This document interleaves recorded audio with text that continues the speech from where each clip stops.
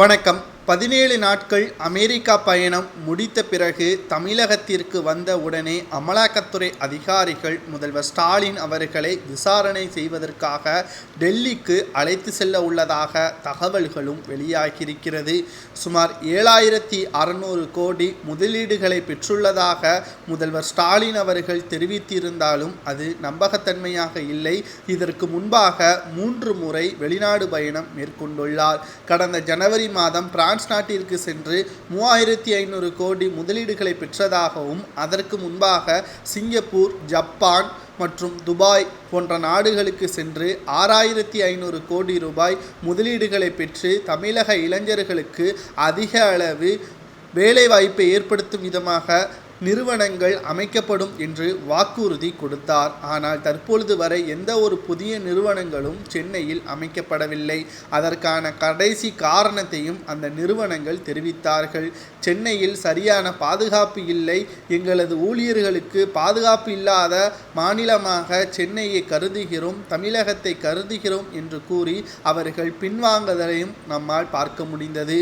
அமெரிக்காவிற்கு சென்ற ஸ்டாலின் அவர்களும் அவரது மனைவி அவர்களும் அதற்கு முன்பாகவே முதல்வர் ஸ்டாலின் அவர்களது மூத்த மருமகன் சபரீசன் அவர்கள் அமெரிக்காவிற்கு சென்றதும் குறிப்பிடத்தக்கது.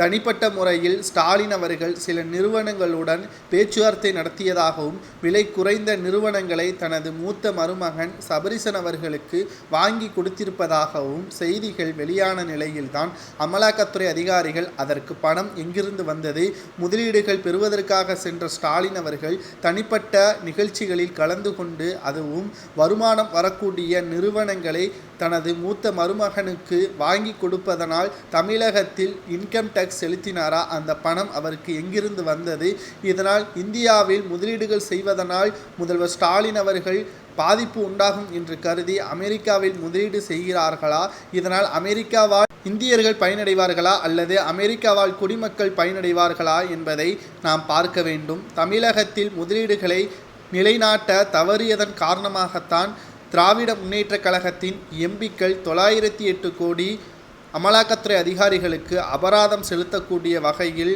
உத்தரவுகளையும் உச்சநீதிமன்றம் பிறப்பித்திருக்கிறது. அந்த வரிசையில் உதயநிதி ஸ்டாலின் அவர்களுக்கோ அல்லது அவரது மச்சான் சபரீசன் அவர்களுக்கோ அமலாக்கத்துறை அதிகாரிகள் விரைவில் மிகப்பெரிய அளவிலான அபராத தொகையை விதிக்கும் என்றும் அமெரிக்காவில் நிறுவனம் வாங்கப்பட்டது உண்மை என்று அதிகாரப்பூர்வமான விசாரணையின் முடிவில் வெளிவந்தால் மிகப்பெரிய ஒரு சிக்கலும் இதன் மூலமாக வரும் என்றும் கூறப்படுகிறது.